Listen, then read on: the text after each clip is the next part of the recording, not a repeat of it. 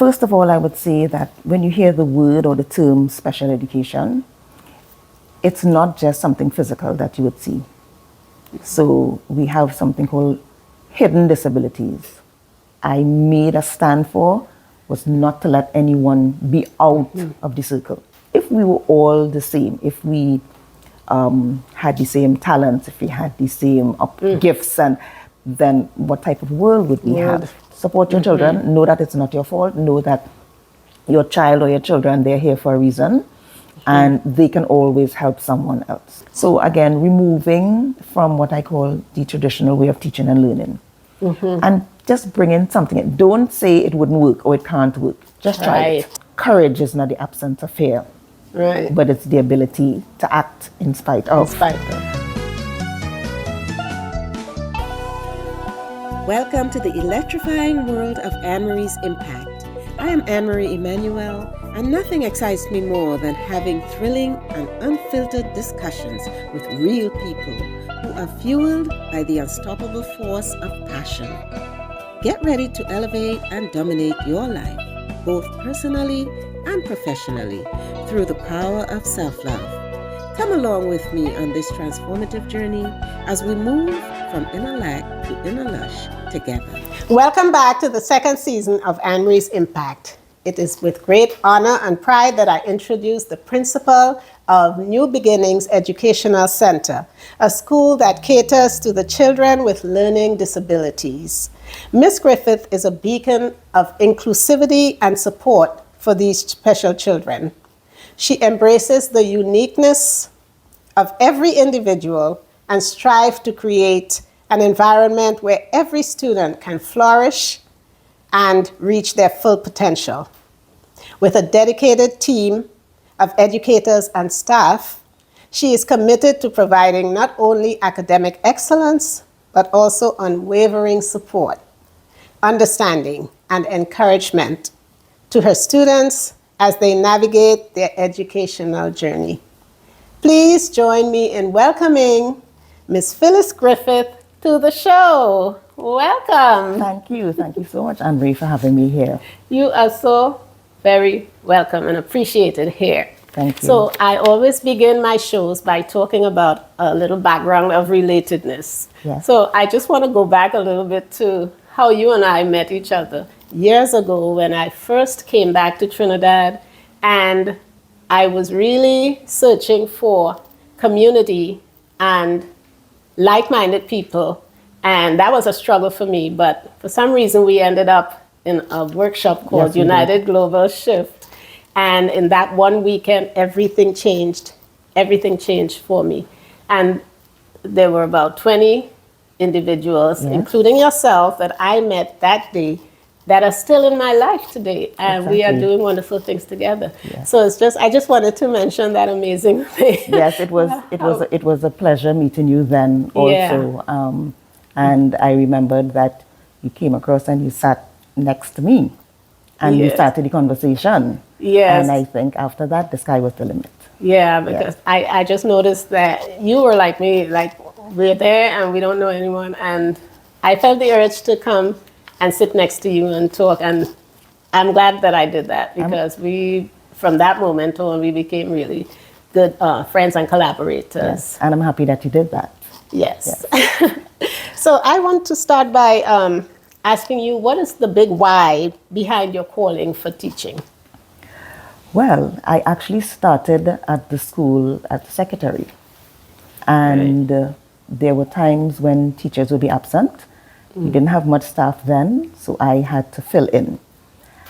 And what was amazing for me was that the students who I looked after at that time did not appear to have a learning disability or a challenge.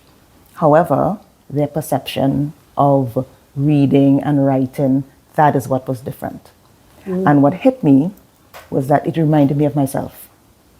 So in primary school, I would have seen things a different way.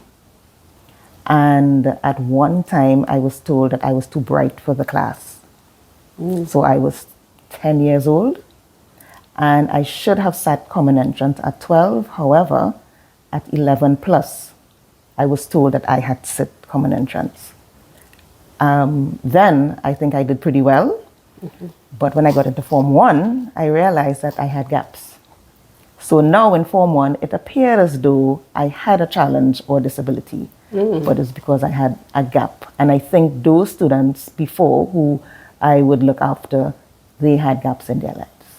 Yeah, because if you were ahead of yourself academically, there was still socialization. That's right. That had to take place. So, and that's usually the case with students who are put in higher classes. The socialization has to match with the age group that they're putting. But is that a disability, or is it just a natural thing that people, they tend to judge it as a disability, but it's just natural that you're being socialized according to your age. And I think just allowing children to be. So I don't ever believe in skipping a child forward, even though you may recognize that they may have some additional potential.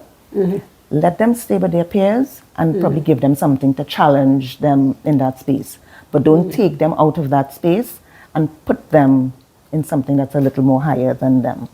Because then there's where the challenges come up. That's interesting, because I remember I was put up into a higher in my early childhood education, and for some reason it worked for me. I don't know if it's because that I was always a little ahead of myself in maturity, but it worked very well for me. So I think you really have to look at the individual and understand their level of maturity. Because I think I would have been crushed if I had stayed with the other children. So that's really interesting that you said that, because I always felt like it was something that was good to do.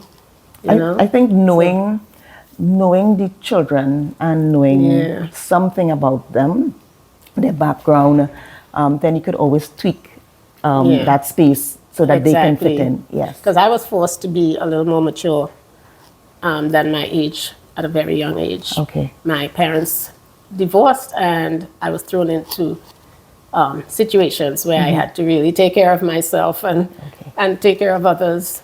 So I think for me, it worked then. Okay. Yeah. But it's so interesting that you said you started as a secretary, and we're talking about 30 years ago. You're still in the same. So when you worked as a secretary for this school, did you have aspirations of becoming the principal or staying in that profession or educating children with disabilities? What was it? What was the motivation that got you to where you are now?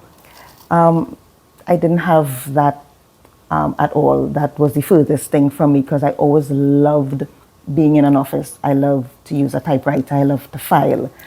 And I think, as I said before, because the children reminded me of myself, that is what propelled me. And having the ability to create something different with our curriculum is what also pushed me forward. So we would use the ministry's curriculum as a guideline, but we tweak it to suit our children. So we may have the curriculum and you have to finish the syllabus within a particular time, 3 months, 4 months. But if the children aren't able to do that, then what do? We break it down into smaller chunks and we allow them to go at their pace.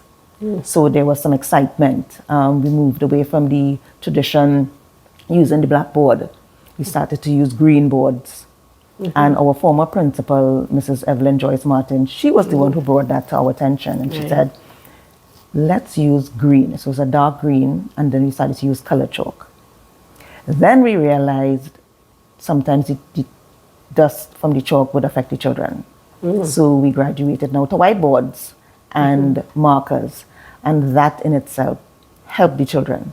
So the children who are dyslexic, we would use one color at the top if you're writing, and the next line you would use another color. And that would allow them now to follow. Because if you're dyslexic and you're reading and everything is the same color, you may lose track of where you are. So those were some of the innovative things that we would use. Wow, did you have any pushback from the ministry for doing No, we stepping didn't. out? No, No, we didn't. No, we didn't. And I think mostly it's because we are private. Right. So putting something different into our space, spicing it up a bit, is what gave us the edge. Right. Children who are hyper, who may have to move a lot or stand, we would allow them to stand. So they may be writing something, but they automatically would just get up. And we Right. allow them because we realized now they couldn't sit still. Right. There were times when I would be in the office and a child would come in with a note. And when I opened the note would say, he or she needs to move. And I would just shake my head and I would look around the office and it'd say, take this back into Miss. And all that child needed was 1 or 2 minutes to get up from the space that they're in and then get back in. Oh, how clever. Yes. How clever. And speaking of stand, Yes. what I stand for is compassion, acceptance, and love for myself and everyone on the planet. So I would ask you, because you and I were, part of our journey was to do stand development Yes. in a program, Radical Transformational Leadership program that we participated in. So I know that you are very clear on your stand. So Yes, I what is am. your stand? So my stand is for fairness and honesty for myself and all others. It took me about 7 years to articulate that, but I finally got it. And for the audience, once you work on articulating your stand, it doesn't happen right away. It's something you work on over and over until it resonates with you, until you embody Yes. that stand. So just to clarify that. And it is so clear that your stand is evident in the work that you do. Yes. Equity and fairness for all and for these lovely little children Yes. that you're working with. So what would you like your viewers to understand about special education and its value? First of all, I would say that when you hear the word or the term special education, it's not just something physical that you would see.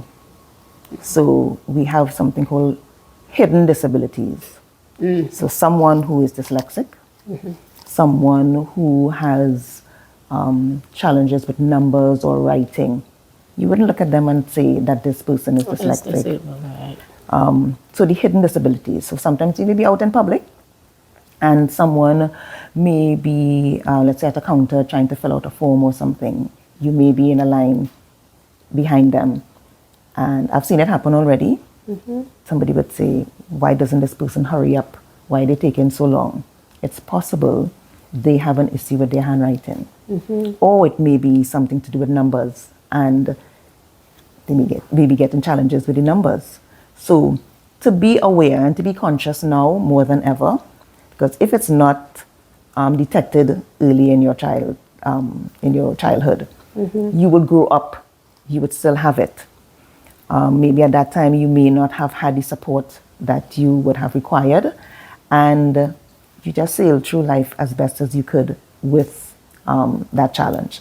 So to have persons just be a bit more conscious and aware, even look at your own self. Right. And possibly see the way that you do things, it may not be the exact way that someone else would be doing it, or even grasping the concept of something.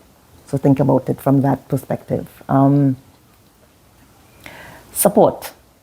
I think having support is one of the main things. Right. And actually acknowledging that either you or maybe your child or family member possibly may have a learning challenge or a learning disability. And then what do you do now about this? It isn't something that you have to hide. It isn't something that you should be ashamed of or even blame yourself for, but just give them that support. Looking at our educational system, I truly believe giving the students that opportunity to learn how they learn and how they are comfortable learning, possibly removing that traditional way of teaching and learning. Children sitting behind a desk all day, looking at a board, having the teacher explain stuff to them. Maybe switch it around a bit and let the children come with the topic for a lesson. And they decide now, okay, Miss or Sir, this is what we are going to be learning today, and this is how I'm going to present it to the class. And who knows, the children might be able to grasp the concept even better. And I think that's one of the biggest things that's wrong with the educational system today. And there are a lot of talks lately about reforming Yes. the educational system, but that is a big thing, and it requires a lot It does. of time and work to change. And that is what's really necessary to help these children. Yeah. So I am so glad when I hear about, special schools like yours. Are there many other schools like that in the country? We do have an association, actually, and it is the great. Private Special Schools Association of Trinidad and Tobago. Right. I'm actually the president of that association. Whoa. Yeah. So all of my my workshops, all the workshops that I would have done that you're familiar with, I brought a lot of the language into it. And having respect for each individual and knowing that that person could bring some value to the group or to the organization. I get it and I understand that sometimes personalities clash, but what I made a stand for was not to let anyone be out of the circle. Right. So even if someone, inclusion. that's right. Inclusion. Someone may have an issue with someone, and I said that's fine, it's okay. That's the way that person is seeing it. So I include everyone. And what we do try to network with each other. So someone may call our school, and we may not be able to meet the needs of that student. However, I will give them the contact for another school, and they will now contact that school and see if that child can fit into that program. Yes. I was going to ask you if you believe that the educational system is broken, but I think you sort of answered that. We touched on that a little bit. But is there anything else you would like to add to that? Yes. So Things that I believe the system can do right now that can help these children, or create a situation where there is a level fairness playing and field. equity for everyone. The removal of Because even children without disabilities, there's a level of unfairness. Yes. And so in the system. So removal of exams, especially the SEA exam. Because now you have children, of course, who have the learning disability or the challenge, and they will now have to sit this exam. Some of them may require to have a concession, which will give them extra time to complete some of the work. And we are told that we can apply for the concession because it makes it a level playing field. But it really doesn't make it a level playing field. Because if a child reaches that SEA age and they are unable to sit the exam, they are asked or they are told, well, how come you're not sitting this exam? And then the children think that something is wrong with them. right. So I think the removal and just have like a transition of the children from a particular age and stage, and then put them into that space where they can perform, Right. where they would have to compete and feel as though if I don't pass for this school, that I'm not good enough. And that happens a lot. So as a special ed teacher, is that something that you wish people would understand about these children? Yes, of course. Because, their needs are, I think not enough people understand, first of all, how to even recognize Yes. some of these students and what their needs are, So what would you say to someone? Look, so we all can't have the same gifts and talents. So some of us would be academically inclined, and Right. we could skyrocket. So what about the children who are great at practical skills and who can use their hands? Our curriculum, as I said, we would tweak it. So we would put in a lot of practical skills, and we realize when we put that in, so everybody does it. Right. It's not just geared towards specific children. They all do it. And when they get to that space and that level, oh my goodness, they blossom forth. Anne-Marie's Impact is filmed at the Cheryl's Grace Enrichment Center in Las Cuevas, which includes an event space and the cozy Cheryl's Grace Terralark lodging. Find us on airbnb.com. Yeah, because I think as individuals, we all have our unique gifts and talents. It shows up in so many different ways. And I think when you neglect to cultivate the children with special needs, it's a disadvantage for the community, for everyone, because they are so resourceful, they are so resilient, they have such unique gifts and talents, they know how to persevere. That's right. You know? So we act in society as if there's something wrong there, but That's there's right. really nothing wrong there No. when you start to explore their gifts and their talents and what they can bring to the table. They're creative also. Very creative. They think have- out of the box and they see things that we Right. don't see. And Yeah. I love that. Because they have to find ways to navigate this world with their disabilities, and they Yes. become very, very resourceful. I had a boutique once, and I had a young lady that was running it for me, and she had dyslexia. And I'm telling you, amazing, resourceful person. Everything she took care of. And the only time I realized that she had dyslexia was when she was transposing numbers. So she was a cashier and she was selling the stuff. She didn't realize how to do percentages. So whenever we had a sale, I say a percent of, she would do it the other way around.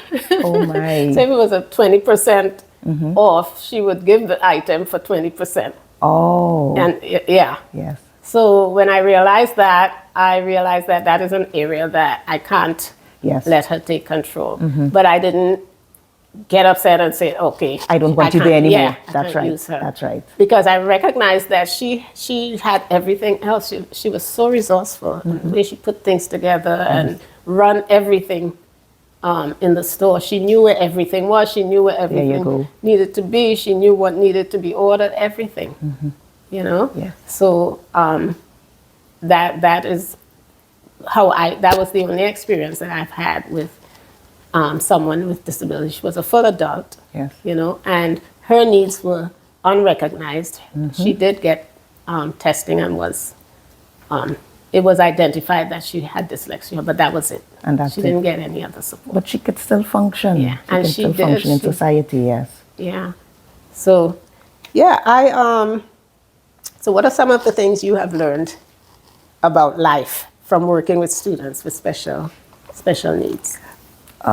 Don't underestimate them.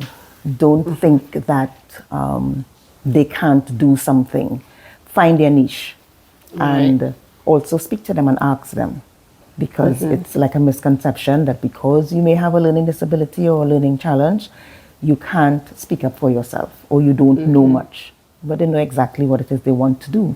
It's just that they need that assistance or that guidance or that support in actually bringing it out and knowing this is the area that I want to go at. Right. And I'm good at it. Yeah, what I learned from that experience was that these people are gifted, talented, and it's heightened. They have a heightened sense Yes, of they do. strength and resilience and all of that, because you have to navigate life with these disabilities and still forge ahead. So that's one of the things that I learned. Again, I feel like we should appreciate these special beings because of what they can bring to the table. Exactly. So it's a shame that we don't really spend the resources and the time and whatever it is to cultivate people And in appreciate this them. way, and really Appreciate them. appreciate it. Yes. So at New Beginnings, what makes classes unique? What is your classroom like? I know you mentioned some of the things that you did. You step out of the box. Yes, and- for these children. So you're placed in a group because of your ability and not your age. So you could be 10 years old, but you are in I a like group that. Let me say that again. You are You're placed in a group because of your ability and not your your age. Yeah, so we don't look Wow. at the age. That's powerful. They don't make fun of each other at all. You actually see them helping and supporting each other. Wow. The activities, as I said before, giving them that opportunity to do things with their hands and to move. They love it. Integrating their math and their science with their cooking or with their art and craft or with their sewing. That is what helps. I know one time we had a teacher who she was doing, I think, measuring, and they couldn't use the ruler. So they would use maybe a pencil. So this thing is 2 pencils long, or 2 pencils and an eraser long. So the aim was for them to get how long this thing was, and they were able to figure it out. Right. It seems like that's more natural. Yeah, it a is. natural way that we all should be learning. Yes, yes. You know, and so instead of it being outside of the right. normal system of That's right. education, to me, that's the way it should be. Yeah. You know. So one uncommon offering at New Beginnings is the equestrian program. Oh, yes. With some of your students racking up medals. In 2019, Special Olympics in Abu Dhabi. Yes. Oh my goodness, that is so inspiring. So what was that experience like for you, your staff, and even the other children? We actually got involved with Special Olympics around 2011. That's when they made their first international trip, and they went to Greece. 2011? Yes, they went to Greece. Hand clap. Yes, it was. Greece. One of my places I haven't even been yet. It was amazing, and when we told the children this is the opportunity that they were getting, of course, some of them didn't even know where it was, and they went. The parents were excited for them to go. Some of them had never traveled before anywhere, so they had to do that trek from Trinidad to London, and then from London they had to go to Greece, and then the change in time, the time zone was something different for them. But I tell you, how did that impact them, though? Not too bad at all. Okay. They were able to settle in. Yeah. And I remembered when we had gone, because myself and another teacher went, and one parent, and we said, okay, we're going to go to see them at Equestrian. The only thing is, wherever they have the equestrian, it's always very far from where the hotels are, and we would always get there late. And one time we made that attempt to get there, but when we got there, it was finished. But the students saw us, and when they saw us, they lit up and they came running towards us and they hugged us. So we asked them, well, how they did, and they all did well. They were excited. One of them said, Miss, the horses are bigger than our horses, but they were able to conquer. Right. They were still able to do what they learned in Trinidad and beat a lot of people. So the children were able to meet other children from other countries. They were able to exchange tokens. They were so excited. I can imagine. Yeah, they really enjoyed themselves. They had a wonderful time. Now, equestrian, how did they get into that equestrian program? Is it someone, I mean, that's, that's not an everyday thing for No, school. it isn't. It's actually called therapeutic riding. Oh, And, okay, right. I am going to use this Because I heard about horses and how healing they are. So I'm going to use this opportunity to thank Inspector Grant, ex-Inspector Grant, Errol Grant from Police Mounted Branch. Right. So he was the one who introduced our children to that. And he was also a part of Special Olympics. And he told us the benefits, not only for the children, for their fine motor skills, for their hand-eye coordination, for their gross motor skills, but also the fact that they would get opportunities to travel. Wow. It built their self-confidence and their self-esteem a whole lot. And I saw a poster that you have at the school with the children in their uniform, and I told you my hair raised when I saw that. That is our most recent, That's our most recent, And we were very, very excited again for them. So do you have any advice for parents with children with disabilities? Because I know of some children, the same young lady that I was telling you about with dyslexia, she had opened a little preschool, and there were some parents with children with disabilities. She was really good at it, and I believe that's why, because Yes. she understood. And it was difficult for her to get the parents to acknowledge that the child has a disability. In fact, they were upset when she mentioned that to them. And they wanted to pass the child off as normal. You can just get the feeling that there was shame with these children. But because of this individual working with these children, she identified their gifts and their strengths, and they had so much talent and so much to offer, you know. So I hope that a parent that's listening who has a child and they're unsure would understand. What would you say to parents? It's not your fault, and we do need variety. So look past. As a matter of fact, not only is it not their fault, but it's a gift. So I was about to say cultural norms, Right. and again, tying everything back to me as a child, that it has to be this way, and if it's not this way, then something is definitely wrong with you. So how about just having a different approach to it, and looking at it from another angle? Because if we were all the same, if we had the same talents, if we had the same gifts, and then what type of world would we have? So Exactly. one cannot exist without the other. However, your children still have a very, very important role to play. And it could be to also help someone else. And that person may not be a child, it might be someone who's an adult who, again, I'm tying everything back to myself because this is what I saw. That they could probably say, you know, when I was younger, this is what happened to me. Or now that I'm older, I'm seeing where I have challenges with this. Or this is what it is. And maybe reach out. But support your children. Know that it's not your fault. Know that your child or your children, they're here for a reason. And they can always help someone else. So just That's be the there key for thing. them. They're here for a reason and Yes. purpose. There's no mistakes That's right. in a person's life. Exactly. You know, Exactly. and so I want for the audience, listening audience as well, can you identify some of these disabilities? Like we talked about dyslexia, we talked about So you have dysgraphia. That's dysgraphia. Can you explain? handwriting. So you have fine motor skills. So you may not be able to grip the pen or the pencil Wow. in the proper way. So what we do, we have special grips that we put on the pens or the pencils for the children. So they look like a triangle. So you will be able to hold the pen or the pencil properly. You have dyscalculia. That's problems with numbers. Okay, so that's similar to dyslexia, They kind of tie in. So dyslexia, it's letters. right? They may see things backwards. They may see the numbers Okay, upside dyslexia down. is letters, right?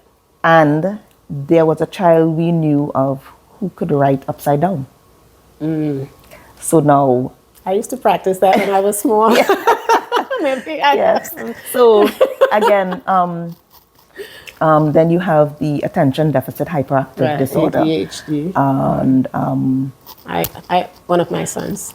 So I know how to. so then allow them to move. I think movement in the spaces that they're in. And again, coming away from that tradition where they have to sit. You must sit. You can't move. You can't.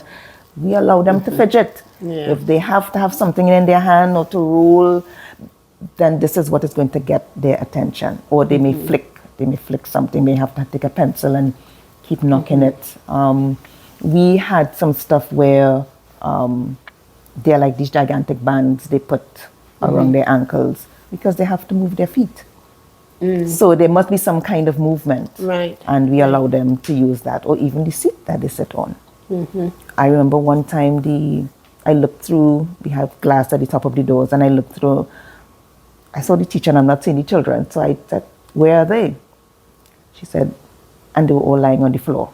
So they put their yoga mats on the floor because they felt comfortable being on the floor to write. Right. Yeah, so giving them that. So, and then you have autism, which Right, that's the one one I of was my wondering teachers, if you- yes, she reminded me and she reminded a couple of parents that it's a mystery.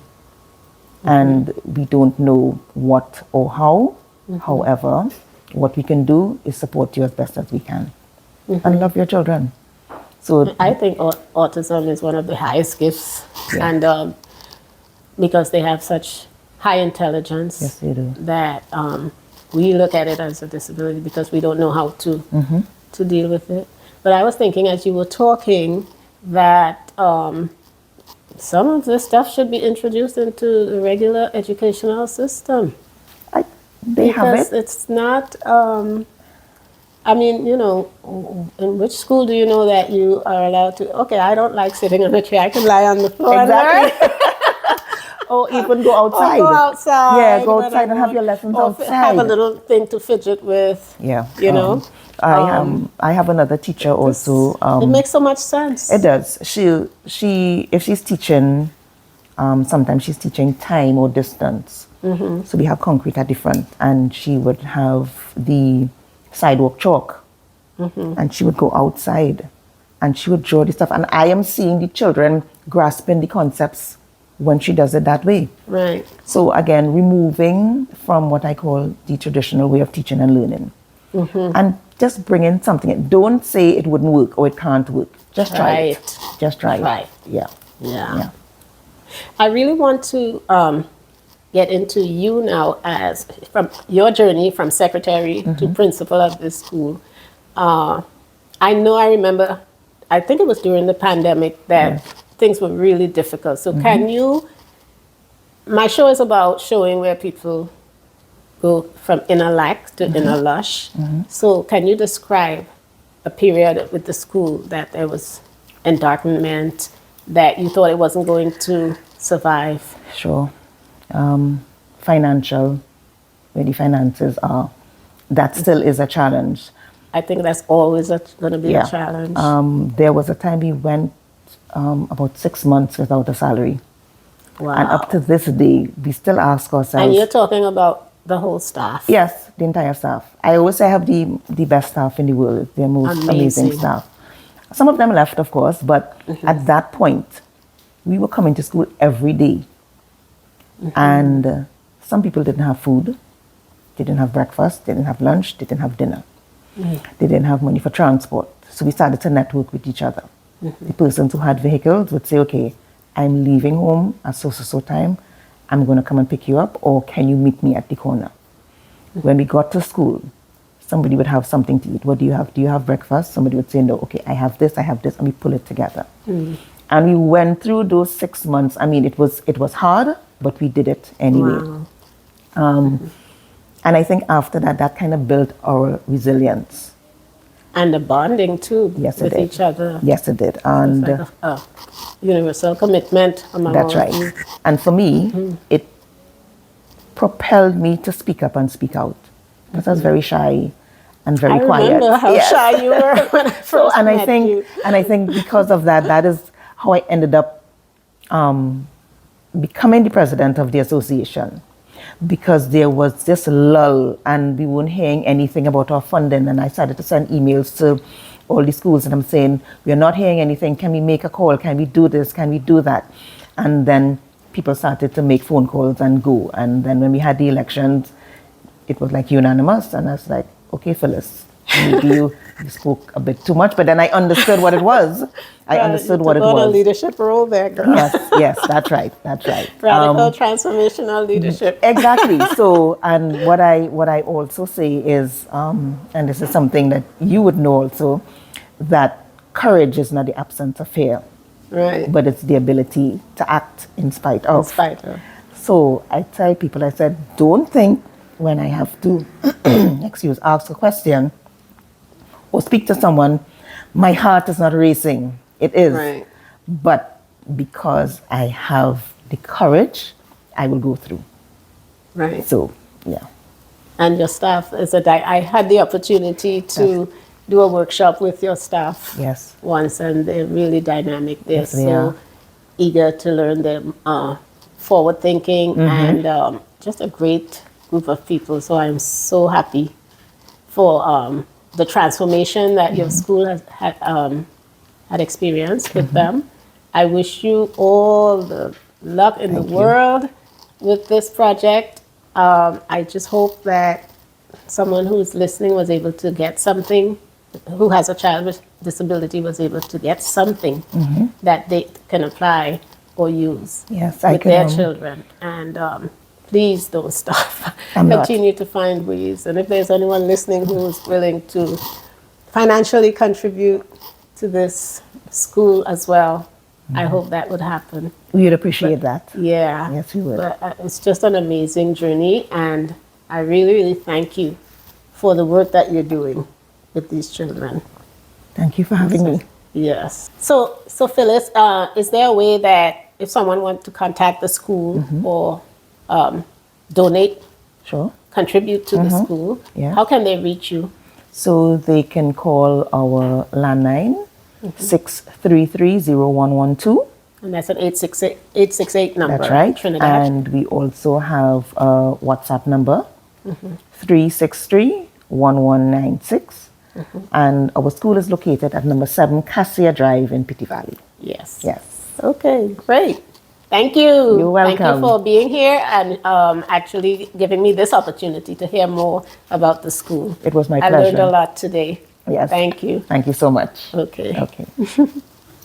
This episode was made possible through the generous contribution of Counseling Space, a wellness company that offers mental wellness services for individuals, communities, and organizations.